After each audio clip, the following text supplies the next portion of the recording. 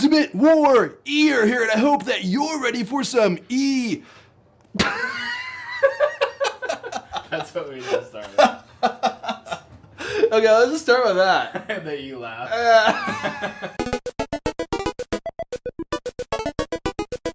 Hello, friends! It's your friend, the Ultimate War Eeyore here, and I hope you're ready for another episode of UF. I'm here joined with my friend. Roberto Hoyos.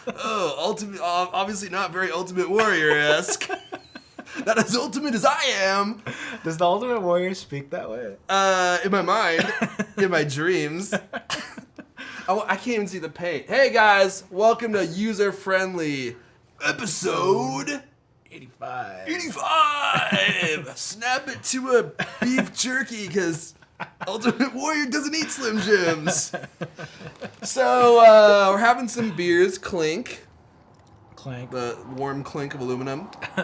Yeah. I had my face painted because we had our faces painted at the Penny Arcade Expo, which is the 4-day long now video game convention here in Seattle. So much fun. It was on from Friday until It goes Monday? from Friday until Monday, so Wow. we're recording this Sunday. You're So, sweating. dude, it's because of all my pores are filled with wax paint because it's the Ultimate War Eeyore paints.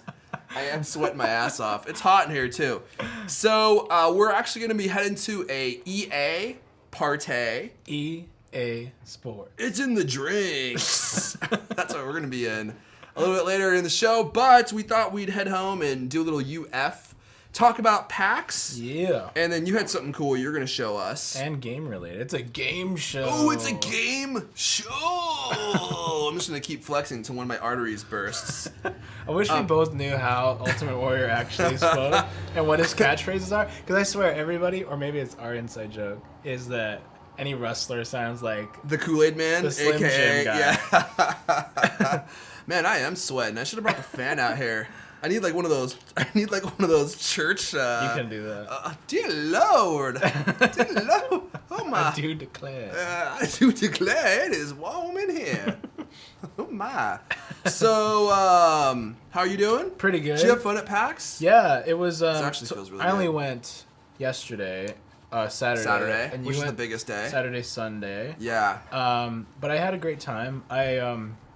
I left around the afternoon. I think that I got my fill, being there from 10 to like 3, I'm good, thank you. 3 o'clock in the afternoon. That's enough for me. I like cons, Long days. but after a little while, it just gets to be a little too long. Well, we played board games, and you weren't really feeling those. I wasn't. It's Oh man, because we played this game called Ticket to Ride. If you guys play games, you've probably played it. it's a Beatles game, right? Yeah, it is. You just sing the whole time. Whoever stays on key the longest wins. Cool. It's a train game. Has nothing to do with the Beatles at all. It's a train wreck. And it was not a train wreck. It was a lot of fun, but you ended up not playing. I didn't play that game. No. And then we went back today and played it again. Really? And I won. Dude, I don't know what it times. is. Like, as soon as they start explaining, I feel like I'm in math class and I tune out. Like, I cannot keep up when people are talking about That is so actually you're my gonna hardest take 12 part. die, and then you're going to grab 5 cards, and then if he grabs this card, you're going to have to flip this card over. I'm like, I don't care anymore. I have learned about You my lost playing me style. We so just have long to start ago. playing. We just need to start playing, and I'm going to Yeah, ask of you every course. single turn. Yeah, what do I do? What do I do? What do I do? That's a until I way figure better it way, out. but I feel like when people are absorbing it, like our friend Anne, I'm like, that is like, you have a math brain because you can look at things and you can absorb them while someone's just telling you. I'm like, no, I have to do it. I'm the same way. You know? I'm like, we just need to start playing, Yeah. and in 3 or 4 turns, I'm going to understand how this game works. They were literally explaining it for They're a good reading half the rules. hour. That's actually a good point. A half hour, and then I was like, Is that why I'm you gonna got head bored? out. Of course. Why don't you just There be was like, let's nothing just to start do. playing? Because the owner of the game was sitting right next to me, and I didn't want to be like, this is so boring. Eventually, our other friend Aaron, he was like, I have no idea how you play this game, and I was like, neither do Really? I. Oh, okay. Let's just start playing. Okay, good. And then we'll figure out I'm how glad the game I'm not is in the played. minority Hell there. no, because you're like, let me just open the rules. You're like, ching, ching, ching, ching, Yeah. ching, and all of a sudden you're holding a rule book like 3 feet long. Yeah. So we just need to start playing. Yeah. That's how I do it too. Everyone has the different styles of playing, and everyone has what they like. I just don't think.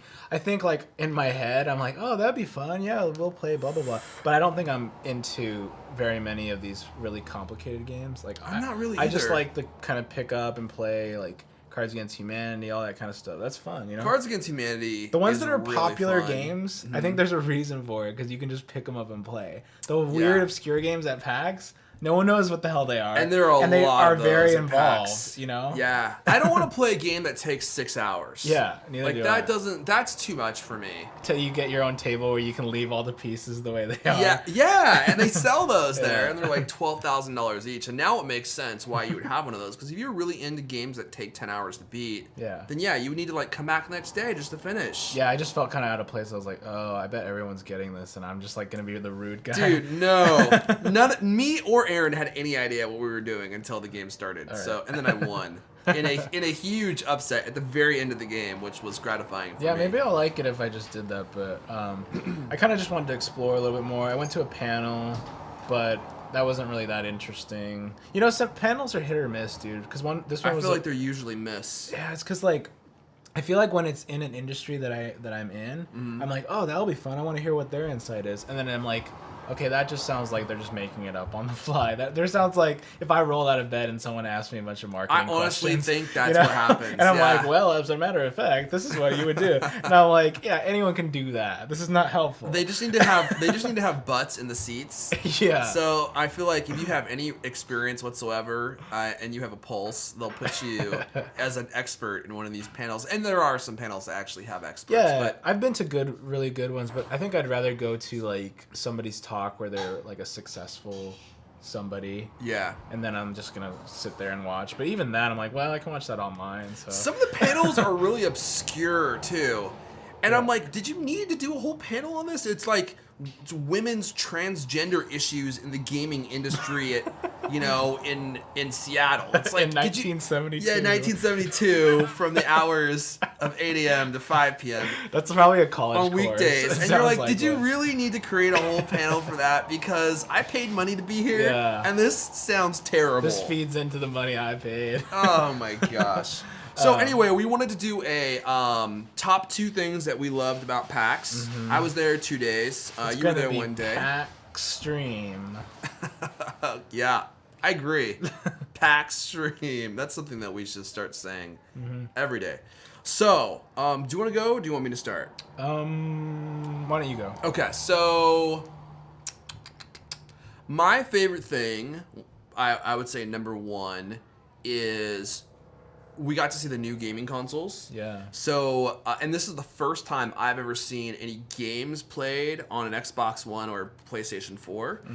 And it was really cool, although if you guys watched last episode or listened to last episode, I got to play with the Xbox One, but I didn't actually get to use any games. So this is the first time I actually got to see the graphical prowess of these systems. Or lack thereof. And this, I shouldn't have been surprised. This happens every time a new console comes out. Yeah. And whenever there's any type of coexistence between an older gen console and a newer gen console, you're in this weird period where the developers have gotten really good at programming the older consoles and they're just beginning on the new. Yeah. So the graphics don't really look that different. And there was this one game they were showcasing on the Xbox One, and when we were walking by it, I leaned over to my friend and I'm like, does that look good to you? And he's like, no. Yeah, it looks like a turd. You can watch that. I filmed a vlog yesterday on youtube.com/throwawaypillows, and you can see the gameplay. Was it Cyclone Racer? Yeah. Okay. Yeah, it's the one. And it's weird because a game like that was at the very front of the hall, normally reserved for things that are really kind of a big deal. And I'm like, Cyclone Racer is one of those games where if it had been here in 2 years, 2 years later, it would have been at the very back. No one would have been excited about this. But because it was on the Xbox One, they featured it right at the very front. Yeah, there's so many just lame launch titles there's always 5 lame ones and 1 good one, Yeah. Well, unfortunately they didn't have any of the good ones on display. For the Xbox One, the PlayStation seemed to have a lot of good games on display. But this is the first big video game convention since the consoles have been announced. They must just not have been ready. So, E3 already came and went, right? E3 came and went. And did they have anything cool to show there? I don't think that there was a whole lot more than what we saw. Okay. Because I remember that was the big kind of holdout. It was well, okay, we only showed TV at the press release, but we're gonna show games at E3. And they did. They showed a lot of game trailers, and I think some of the press got to play certain parts of like Titanfall, the really popular game for Xbox One.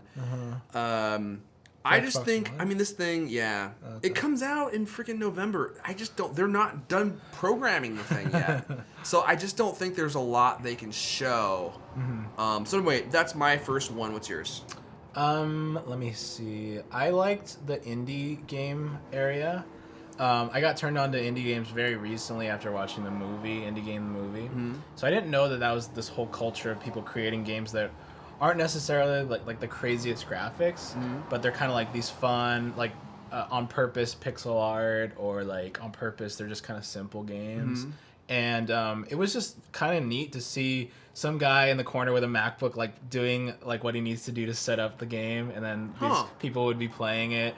And I don't know, just that kind of vibe of it's definitely just these few guys making it, and then their little demo area is just nothing special. It's just like a curtain, and they have their game there. But they get people into it, and I really like that vibe. There's also some cool ones that were on Kickstarter. You saw a lot of Kickstarter this year at PAX. We did. We're going to talk about that for sure. And which I thought was great. I mean, think of the perfect timing for you to show off what you're going to do. And you have a big Kickstarter logo there, and then tell people about your game. So there was a lot of little like indie press as well. I don't know if you noticed that. There was definitely like two dudes in a DSLR, with their podcast or something. There were a lot, yeah. I thought that was great too. I mean, now we're at a time where you can just have your little your movie studio, your film, whatever, your production studio just in your backpack, and you're like, yeah, let's bust out this video, anyone can right? cover things really well now. Yeah, really well. And like, I mean, comparable to some top blogs and everything like that. So I thought that was fun when I was browsing, and I kind of wanted to support some of those guys, so I got some of their information, and I just like that area probably the most. And I don't know, back to you. Okay, my numero dos, which means two in Spanish. I have never really been that much of a board gamer. I have normally been a video gamer. So we played a bunch of board games, as we talked about earlier, and there's some games out there that I really actually have started to enjoy a lot. And I think there's two things about it that I like. I mean, do you ever read a book that's good, or you do something that really kind of uses your mind, and when you come out of it, like, you just feel like your mind is sharper? Do you know what I mean? That is one of the things I love about games, is when you have fun and you're like strategizing and stuff. And you're not just sitting there mindlessly playing a video game. It kind of made me feel like I was getting smarter. So I like that. I don't know if it's true. I don't know if it's possible. I don't know. But the other big thing also is, I think it's really cool to sit down with a group of people, especially with guys, especially with your bras, right? Clink. You're almost done. I know. I was telling Ruth earlier, I drink these like water, man. They're Bud Lights. I can barely taste them. Yeah. And they're so weak. I'm just like, chug, chug, chug. I love being able to sit down with people and play a game, because unlike a movie, unlike going out and having drinks at a bar or something, you can actually talk to people. You do that at a bar. Yeah, but you're like, yeah, what? Yeah, oh, I love that song too. I just hate yelling. Yeah. And the cool thing about a game is you're having fun, you're doing something, so it's not weird. But then you guys can just kind of hang out, you can talk, and then it's fun, at the same time. So it's just one of those activities that I'm kind of coming to appreciate, because it's so social. Yeah. And video games really isn't a social thing. That's like the big argument I've heard, or the big advocacy for board games. So usually people are just like, well, I never realized it's so fun to like, converse and blah blah blah, with your friends while you're playing. I didn't either. It's cool though. I like the fact that it's getting into with these more complicated games that I personally don't really find that fun, but like it's cool that what do you call it? There's sort of a resurgence of board gameplay, and it's considered to be kind of in right now, rather than it being like, oh hey guys, I brought Sorry over, and everyone rolls their eyes, Sorry. Can I add just one more thing? One of the cool things about PAX is it's huge on video games. I mean, that's the primary thing about PAX. It's cool. Yeah.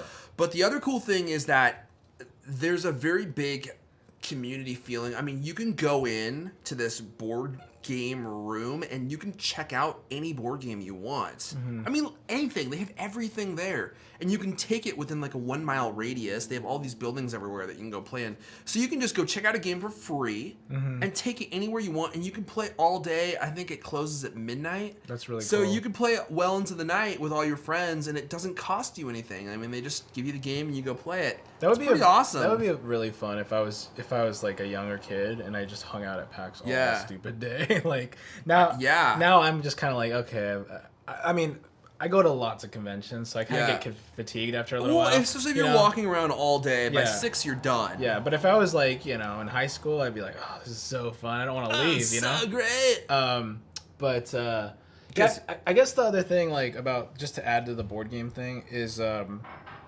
think the trouble for me is there's games I definitely love playing, and it still has that social element, like Cards Against Humanity is very... We're talking out loud. It's very social. We're making decisions. We're laughing and all that. But then the ones where you have to like really pretend, like everything's pretend. Like this card represents like wheat or something. Like I can't get into like those. The resource type. Yeah, they're just really boring to me. I'm just like, there's a lot of like very very like you have to use your head to like believe that things are things, and I'm just like.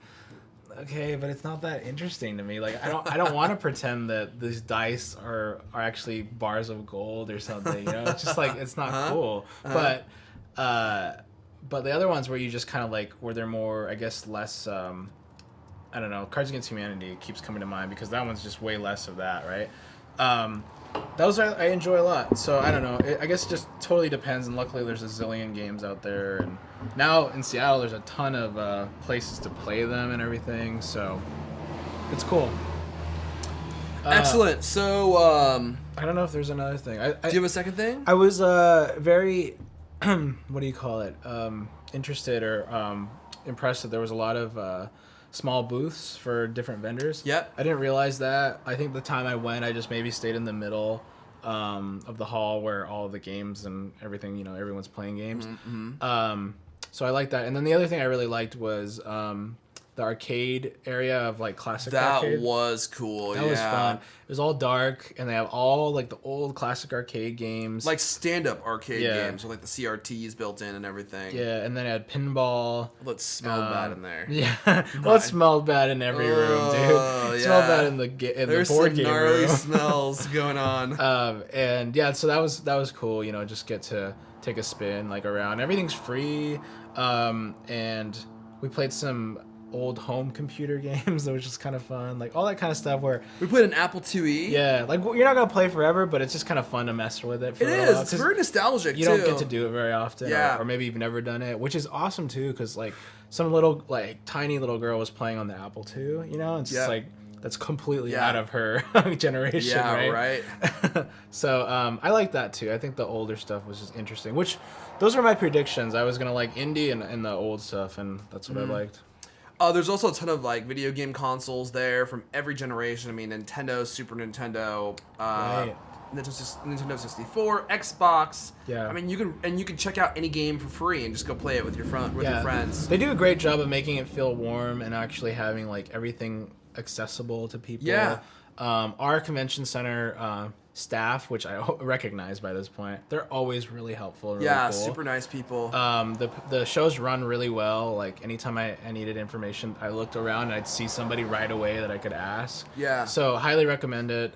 Seattle has like the best cons, so we really do, dude. I think that we have like some of the best cons. We have two great cons. Yeah. We do. I mean, PAX. I think PAX Prime, which is what ours is called. It was the first one of PAX. Because now they have like PAX East and PAX Australia. I think ours is the biggest video game convention in the world. It must be like the fastest growing, I would think. I would guess that PAX East might surpass us at a certain point, but not yet. Ooh, yeah. Okay, so not with these guns. Not with these two guns.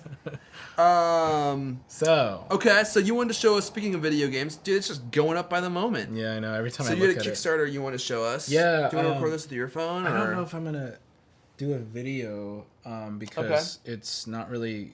Well, Because the video is kind of boring? The video doesn't have much to it, but basically what's going on is a developer who worked on Mega Man, the Mega Man franchise at Capcom, has put up a Kickstarter to do a brand new Mega Man series, Mega Man game, and it's going to be crowdfunded.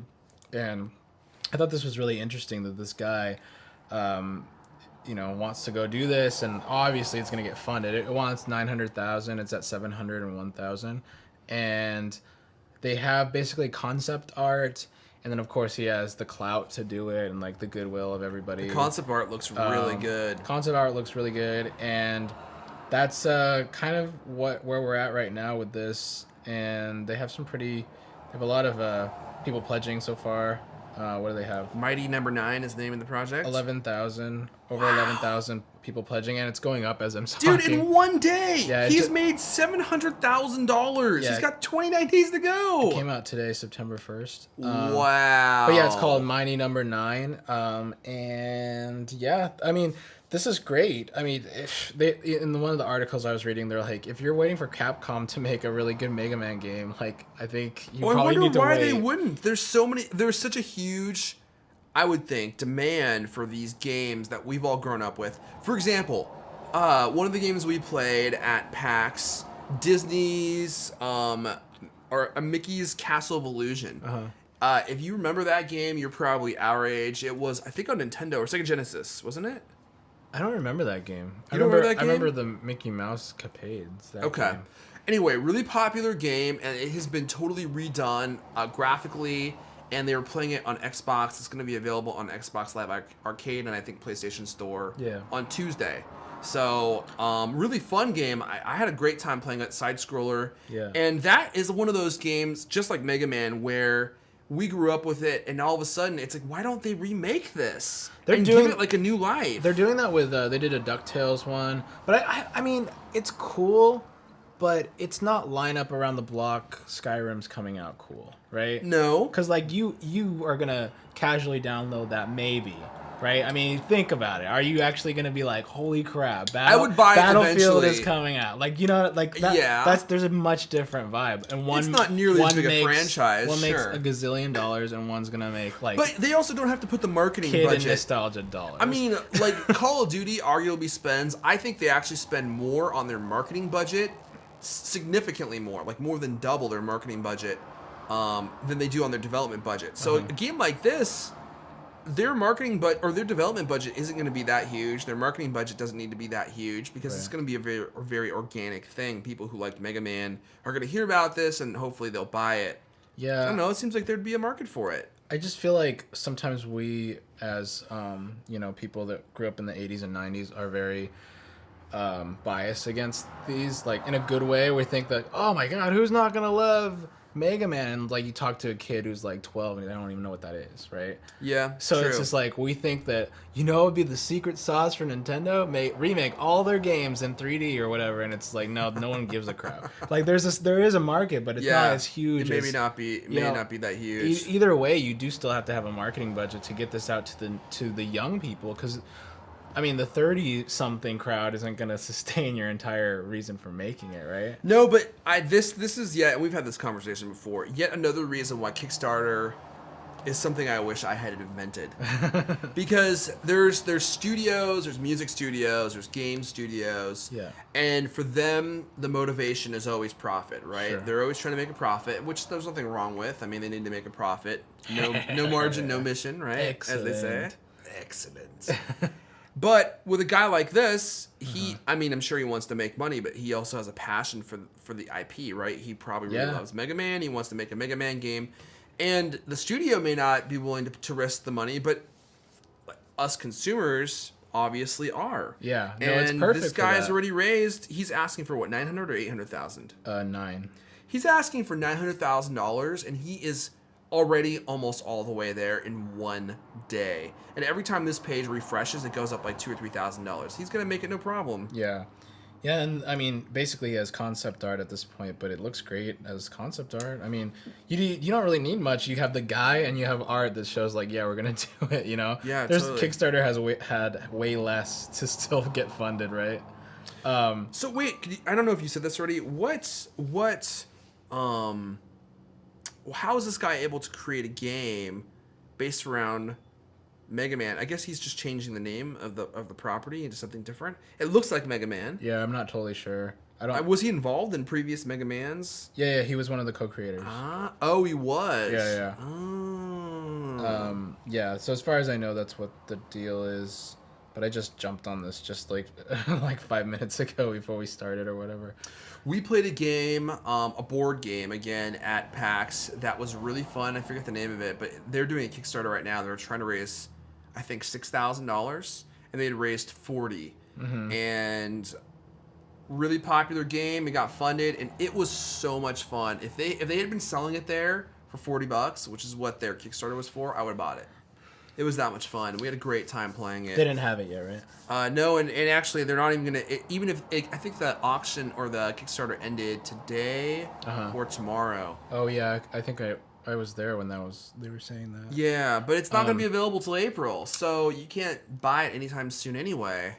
Yeah, it's gaming on or the gaming category on Kickstarter is very active, I think, because because my friend did a card game actually like I don't know, what was it, months ago, and he's now just shipping his rewards and everything's done. He has like this awesome card game and this big following, and they were like, yeah, after we kind of like spread it out to our networks, it was stagnant, and then all of a sudden out of nowhere it went crazy, and it was just people that browsed the gaming section. Wow. And he made like double his goal or something like that. Games are one of those things. I mean, a lot of people that I know really love games. Mm-hmm. And if you love games and you find that as a resource to find new cool games that aren't out, and then you get to be a part of it in some way. I mean, Cards Against Humanity was a Kickstarter. Yeah, so they had a Cards Against Humanity booth. If you don't know what that is, Google it. Mm-hmm. It's a new game. It's a card game where you have to pair, cards against one another, and they create like silly phrases and situations. Phrases. Most of them are dirty. And the best ones are. And they had a huge booth at PAX. I'd never seen them at PAX before. They had like lines around the corner. 2001 Space Odyssey, like giant pillar thing. It was really impressive, and that's amazing. They have a lot of fans because a lot of people lined up to get these special packs that they were doing. And I was telling them that's the business to be in. Created this very simple game that takes probably like the pittance to create because it's just so simple. Right, because all you have to do is print a card. Yeah, and then Genius, to get the people involved, they had this paper board where people could write their own little nasty phrases for the game, and I'm sure they're gonna snatch up a whole bunch of cool ones there. Free, no less. The packs, they gave away the little packs that were packs of cards. 4 packs. Yeah, for the actual event. That were related to gaming, which I thought were funny. Did you read yours? I haven't, no. Yeah, there's some funny stuff in there. But yeah, the gaming category in Kickstarter is something to check out for sure. And Kickstarter is just so great. I mean, the fact that you can get something funded that really would not have had a chance otherwise. Yeah. And the people come together and, basically pledge their support so that it could become a real thing is really cool. Yeah, it's definitely. Look at that, dude! It's already gone up 2,000 since we've been sitting here. Yeah, it's been. It's probably gone. It was like more 697. Than yeah, 697,000 when we started, and now it's at 703,000. Yeah, it'd probably be funded by the time our show's over. Yeah, let's just vamp a little while. It's gonna get funded. But yeah, Kickstarter is good. I think that's all we got. Yeah, I think so too. Dude, I had a funny story to tell you before I got here. All right. So, I went to grab some food right before I came here because we started the show early so that we can get out of here. And so I go and pull up to Arby's, right? And then this guy's waiting in his truck, like this gruff, bearded guy. Mm-hmm. Basically, it's Greg's brother, right? Oh, like smoker's cough type of guy, right? Okay, yeah. Older guy, right? Sitting there, like, mouthing something at me. I'm like, oh, God, what does this guy want? So I get out of the car, and I'm like, what's up? And he's like, hey, man, can I use your phone? Here, you can have my keys, and I won't leave or something. And I was like, no, I don't know you, man. Like, and he's like, come on, I just got robbed, and, like, I just want to use the phone. I was like, use the phone inside. Like, he's like, no, they won't let me. I'm like, every public place will let you use their phone. Especially if you got robbed. Yeah, I was like, anywhere's going to let you use their phone. Did he just have a thing of keys? He was did you see his car anywhere? He was in the car. Oh. Yeah. And so I was like, What did I say? Oh yeah, I was like, anywhere will let you use their phone, and he's like, I was like, oh really? Have you tried lately? And he was starting to get kind of pissy with me, and I was like, look, you can't use my phone. And then he's like, God, the people in this town effing suck, and like was starting to like curse me out as I was walking away. He's like, no wonder you drive a Fiat and like all this stuff to me. And I was like walking away, and then I was just like, dude, like he's like, here, look, I'm giving you my keys, and I'm like, I don't know that. Like, you could have the keys like in the ignition, and as soon as I give you the car, you speed away. Totally, yeah. You know? I was like, I don't know you, dude. And he's just like trying. He just carries some fake keys. Yeah. And he's like, here are my keys, man. And I walk in the store or the restaurant, and then I was like, did some guy in a truck like ask to use your phone because he got robbed? And they're like, no. I was like, yeah. Super shady, super man. Super duper shady. So I was like, good thing I wasn't feeling. Was he in nice. front of you in? You weren't in the drive-thru. No, I parked and I had to get out because there's no drive-thru. Oh my gosh, yeah, dude, in the totally. parking lot, right? That could be such a scam, and that's actually really smart. Like, I'll give you my keys. Yeah, and he has like a ring of keys, right? He hands you like $2 worth of keys, and then takes off with your iPhone. Yeah, dude, I'm glad that I wasn't feeling like Good Samaritan like that day, because I walked away and I was like, geez, he could have totally ripped me off. I was that dumb to be like, yeah, sure, here's my phone. You know? Yeah, he just takes off with your phone. And you're like, hey man, come back. Sorry, my eye's twerking out. Most of the time, twerking. I'm not very like, I don't have patience for. Hey, can I get a 50 cents for? I'm like, no, and I leave. I punch him. Yeah. And then I punch him again. I just get annoyed, dude. Like, especially solicitors in front of, or not solicitors, but people in front of stores or something like that. I'm like, they're always trying to rip you off. I just want to like go get something from the store. Just leave me alone. Like, I don't even want to go into the store, first of all, right? If I could order this from the internet, I don't, and judge me all you want, but sometimes I don't want to be chit-chatty with customer service people. I just want to get something and get the hell out of there, right? I have to be nice and chit-chatty with people all day long, right? Yeah. Sometimes I just want to go inside and get a soda and shut up. Sometimes you've enjoyed 15 delicious Bud Lights. Yes. And actually, you would be chatty after that. I take that back. Then I would be really chatty. I'd be asleep. I'd be like, hey, man, yeah, I really like your grocery store here. Yeah, but have you ever had anyone do that sort of thing to you? Yeah, I generally say no. I generally err on the side of caution because you never can tell. Yeah, man. And people will screw you. I mean, I was selling, we should probably wrap up the story. Okay. Even today. Frickin' dude, I was selling PAX passes. Yeah. And outside or something, or well, I had them online. Oh, okay. And this guy asked me to save them for him yesterday. Okay. He's like, I'm gonna meet you in the morning. And I was like, I don't want to save them for you. And he's like, oh please. I'm like, I'm taking my husband to PAX. We're gonna like come watch it. Blah blah blah blah. Mm-hmm. So I had a price set on my Craigslist article, and we're leaving this morning, and he texts me at 9:40. We're supposed to meet at 10. Mm-hmm. He's like, I'm on my way. He lives an hour away, right? So I'm immediately annoyed. Yeah. Because now, when you're in these events, your text messages don't always work that well. Mm-hmm. Your phone doesn't really always work that well because there's so many people there. Yeah. So I had to really turn people away like an idiot because I promised him this guy. And I was like, all right, I told him I would save him for him. So 11 o'clock rolls around. I text him. I'm like, hey, are you coming? Yeah, we're on our way. Please save him. We'll be there shortly. Finally, 12. Dude, where are you? Yeah. I need to sell these. And no response. Finally, at like 12:30, he's like, I'm here. This is 2.5 hours late, man. So we've been wandering around. I've been like tethered to my phone trying to figure out where I'm going to meet this guy. And he has me walk to some other side of the entire convention center where no one enters. Mm-hmm. I'm like, what the hell are you doing over here? So I go over there and I'm like, okay, hey, what's up? I gotta do this quick because we're going to lunch. Here are the passes. And he's like, so are you willing to sell them to me for face value? I knew that was coming. My jaw could not have dropped any farther. I called it too. I'm like, I bet you this guy's gonna come here and then try to dick me. Yeah. And he's gonna offer me way less. And I was like, no. Yeah, good. I'm like, no, they're not face value. Mm-hmm. Like you saw the price. Mm-hmm. on Craigslist. I bet you said it that way too, because I was pissed. I can picture you getting these that. tickets are incredibly hard to get. Yeah. And he had weeks and weeks and weeks to buy them. What happened? So he was like, "Oh man, I only got like $80 in my wallet."